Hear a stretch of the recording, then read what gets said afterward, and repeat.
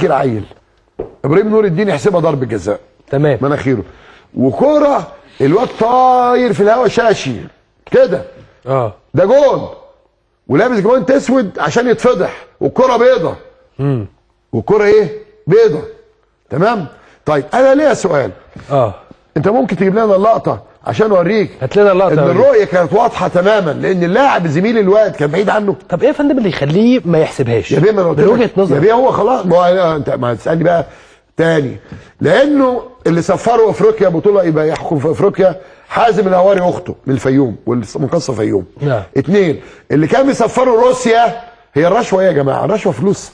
الرشوه هديه او منفعه طبقا للقانون. خلي بالك اللي كان بيسفروا روسيا يحكم هناك حازم الهواري واخته. احنا عارفين وجود حازم الهواري ايه في اتحاد الكوره في الاتحاد الافريقي، وعارفين وجود سحر ايه في الاتحاد الدولي. تمام؟ وانا كلامي واضح. ممكن تجيب لنا بس اللقطه عشان اوريك هو كان واقف ازاي.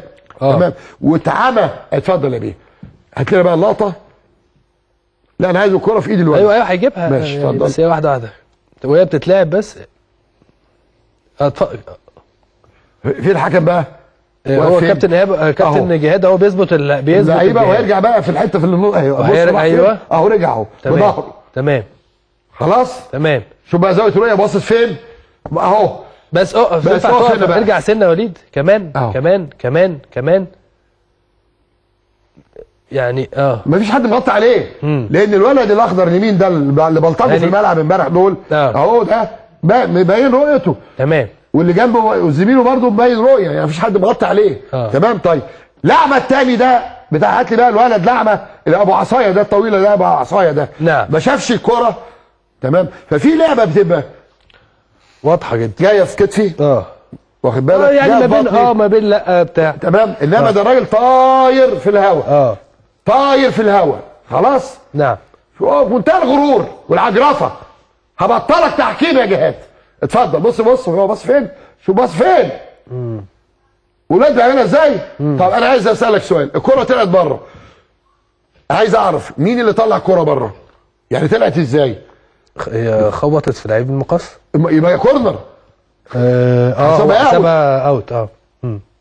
ده شغل بلطجه اللي حصل ده. بلطجه مش يمكن يا فندم. بس عشان بص يا بيه. طب هقول لك حاجه معلش ثانيه واحده.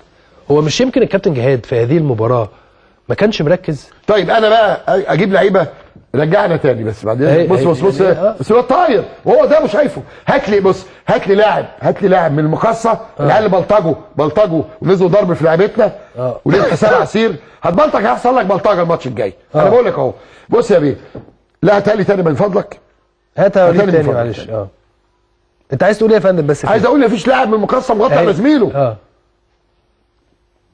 مفيش لاعب من المقصه مغطي على زميله. هاتها بقى خليه يشوطها.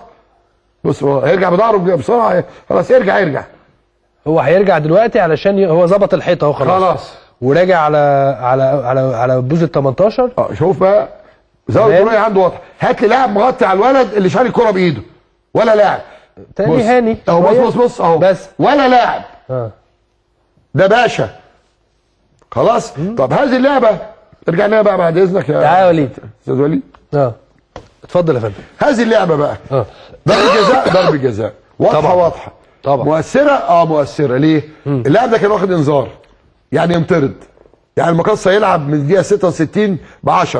يعني انا اجيب جول واجيب الثاني والثالث. ممكن ما تجيبش. لا ممكن اجيب. وممكن تجيب طبعا. تمام. لا اجيب. انا اغلب المقصه 5-0 باللي انا شفته ده. ده هي لعبه عشوائيه وماتوا ناموا على الارض. تمام. طيب هل هي مؤثره في المباراه؟ طبعا مؤثره. لا مؤثره في بطوله الدوري كله.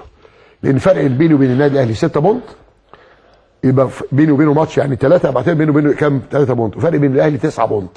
تمام. يعني طيب. اصبح 6 نقاط بالظبط غير المباراه اللي بين الاهلي. 9 بقى خلاص. دلوقتي ما بحسبش المباراه، بحسب 9. ما بشيلش ال3 خلاص. انا بشيل ال3 لما يكون في مباراه واحده تفرق. لكن دلوقتي بشيل ب9. طيب هل انت بقى كل سنه اشتري لعيبه ب 150 مليون جنيه